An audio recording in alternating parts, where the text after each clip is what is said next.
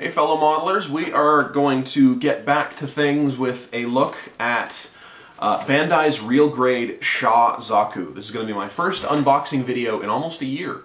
And my first Gundam unboxing probably in 2 to 3 years. I don't even know how long it's been. There was a long stretch of time I wasn't building a lot of Gundam. As I mentioned in my last vlog a couple days ago, I've lost the instructions for this kit. I have no idea what happened to them, so we're going to have to improvise when actually doing the build-up. But I just kind of want to... I've got 3 of these real grade kits, from early in the line, the middle of the line, and now towards the end of the line. So I kind of want to show how things have evolved in doing these build-ups, or in doing these unboxings. I will do some build-up reviewing as well, if I have the time. But this was the second kit in the line, following the same box art design as the original, as the first one, the RX-78, with a close-up of the subject's head and a photo of the completed model. Sides of the box are fairly standard, having showing off various poses to show off how articulated the model is. And the other side has more of the mechanical detail and some biographical information, of course all in Japanese. Since this was one of the earlier kits, it has the Gunpla 30th anniversary, indicating this was released in 2010. Subsequent kits in the series do not have that, because they were released in other years. So let's crack it open. So here you can get a better look at the box art for the Zaku. You can see just how menacing that Cyclops head really can look. This is a really attractive box art to me. We'll start off with the marking sheet, since it was right on top. There's a lot of stuff you really can't see on camera here very well. A lot of white markings, just kind of some faction symbols, some unit numbers, and then just some stripes here and there. But there's also a lot of this metallic, this chrome or silver or copper colored stuff. I'm not really sure why they've included those, but they're applied over specific points on the model for I guess to make it look a little bit more realistic, more mechanical looking. But it's interesting. Here we've got most of the torso armor. I don't know how well you can make it out on camera, but you can see the 2 different shades of red. There's the more traditional maroon for much of it. Here's some of the skirt armor, the side shoulder armor, the cod piece in the center, and all the clear parts as well. But all of these here you can see are slightly pinker. Here's part of the torso, more of the front skirt armor, some other parts I don't recognize, and also the backpack armor plate, which is generally, for Char's Zaku, is generally done in red, like bright red. Here we've got some leg and arm parts, the flared leg armor, the front shin guard armor, some armor parts for the backs of the hands, some armor for the forearm, and the shoulder, a few other parts that... that's the thing. One thing I don't like about reviewing Gundam kits is that because there's so many parts and so many of them are hard to recognize, it's hard to say exactly what anything is, but it's still interesting to take a look at. But you might be able to see there's some really fine panel detail on that flared leg skirt there. There's panel detailing like that all over this thing.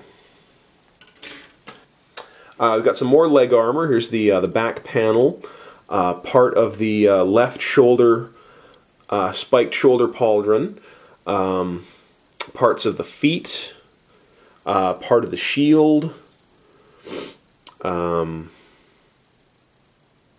again, more stuff I don't really recognize. We're getting into some mechanical stuff. This looks like the inside of the shield here.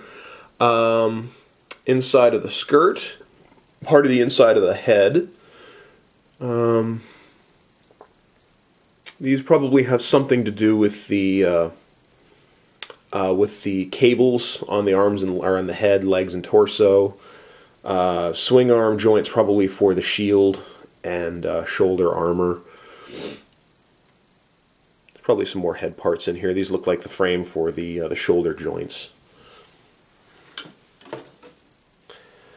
We got some weapons here. The main tube for the bazooka, the Heat Hawk axe, parts for the machine gun, the magazine, which right here, which I hope there's actually 2 of those. I've always liked the idea of having a spare magazine for a Zaku rifle on the hip armor. Feet pads, torso plates, more feet parts, knee pads, elbow pads. It actually looks like maybe there's about 60% of the rifle here. But the main receiver looks like it's not here. So we got the buttstock, the main barrel, the barrel tip. I think that would be the scope, and again the aforementioned magazine. But yeah, the main receiver is probably on a different runner.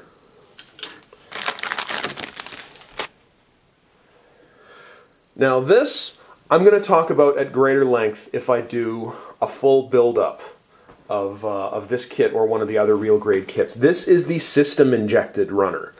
So here you can see we've got the torso. I think this is one complete unit here. So they've got, like, this would be the lower torso, this would be the upper torso.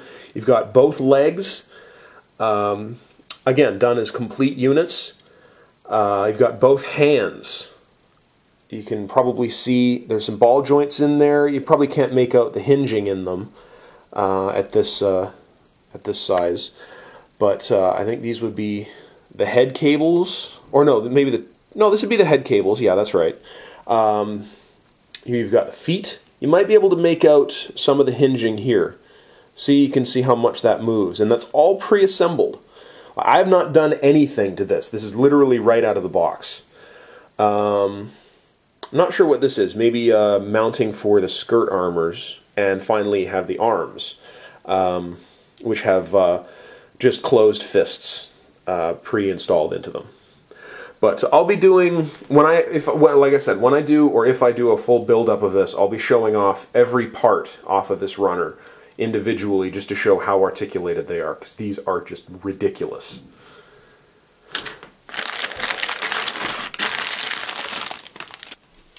Okay, we got here some more armor parts.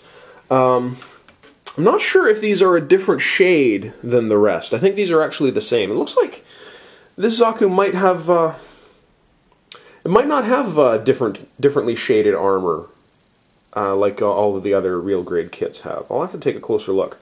But this part from here over is a duplicate of one of the other runners, and the other one has, or the other half has some more leg parts, more leg parts, more leg parts, just all kinds of armor all over the place. And here we got some more mechanical stuff. This is all molded in a lighter shade of gray. That last mechanical runner was almost black. We got bits of the backpack. Looks like some attachable armor parts for the legs. Maybe the doors for the cockpit. Some parts for the bazooka. Grab handles, forward grab handles for the bazooka and for the rifle, and this one, I think this is the receiver, the main receiver for the Zaku rifle, or half of it anyway. So yeah, it'll be done in two tones, so black on gray. Snap-on armor, mechanical parts for the legs, more parts for the legs. These look like they're probably thrusters for the bottom of the feet.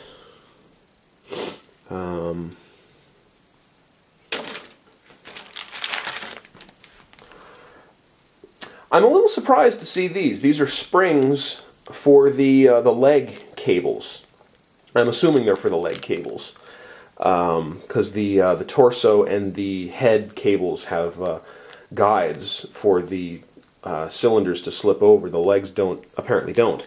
So it looks like they are on these springs, much like the Perfect Grade kit did. In fact, even the Master Grade kit didn't use springs. It used guides to attach them. So this is a really interesting way of doing that.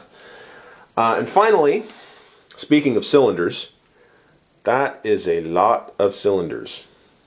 That is what I hate about doing Zaku's and goof-type mobile suits, is all these damn cylinders. Snipping them off and trimming them off and fitting them in place, and so many of them like have to be done in a very specific order, so you got to do them one at a time or keep very close track of what they are. The rest of this here, you can see this is the main armor plate for the shield, part of the shoulder armor parts for the head. There's no option for a Zaku head with no head spike or antenna. Which, considering this is Shaw's version, that's not too surprising, but it is kind of surprising that they wouldn't have just completely recycled the runner from the mass-produced version, which is also available. But I guess that version of the head would probably, that top of the head would probably fit in right here. And also just some, the shoulder spikes, and these look like gauntlets for the wrists. And just for comparison's sake, it's probably tough to tell in this kind of lighting, but there is a very, very slight difference in the shade. You know, this runner is a little paler pink. This one's a little bit richer, reddish pink. When parts are assembled, you'll be able to tell a lot better, but from here, yeah, it's kind of difficult to see. So that's a real great kit. The big selling point for these, aside from, there's really a lot of selling points. Their small size means lower cost. They're typically about half the price of Master Grade. But the real selling point, at least for me, is just the tremendous amount of detail and accuracy they're able to put into them at such a small size and such a low price. I've seen real grade kits sell retail locally for as little as $40. Online, they typically, I think, are anywhere from 3,500 yen to 4,000 yen, which, depending on where you are, what your exchange rate is, can be anywhere from $25 to $35, I think. More than anything, the one thing that excited me the most when I opened up the first one of these that I ever built was the system injection. Bandai has always done system injection in their higher end kits. The Perfect Grade kits have always had some system injection, mostly in the hands. In fact, the first Perfect Grade I ever did was Wing Zero Custom, which I had read that it had articulated hands, but I hadn't seen any reviews of it, and when I opened it up, I was kind of disappointed because it didn't look like the fingers could move. But then, when I looked a little more closely, yeah, they moved like crazy. So it was pretty neat. But they're always one-upping themselves. So, you know, in like 2000 or 2001 or so, they did the version 1.5 of RX-78, and it used a similar technique for doing its legs. Fully system injected legs with attachable armor parts, and them doing that at that size was extraordinary. But now 10 years later, 12 years later, doing it at half the size, it boggles my mind. It's staggering to me that they're able to do this. So, you know, if I was wearing a hat, I would take it off to you, Bandai. That is, you have outdone yourself. This line has really gone and shown what can be done in this hobby. So, that's pretty much all she wrote. I'm going to be doing at least, I'm going to try to be doing anyway, one of these a week for the next couple of, well, I've got enough, it's probably going to take me a couple of months to work through all of this stuff. Just to do unboxings of them. I will try and do a build-up of one of these real grade kits. if I could go back and do it, I would do a build-up of the GP01, the ground type version, because it's the smallest, it's the simplest, and it would take the least amount of time, and has the fewest extraneous features of all of the ones that I have. But whatever, maybe I'll do the Zaku, maybe I'll do the Tetons Mark II. We'll see. I'll pick and choose through what I've got, but I'll do, like I said, I'll do unboxing videos for pretty much everything. The two Enterprises, I think I'll probably do side by side, just because. So, thanks everyone out there for watching. Happy New Year, and happy modeling.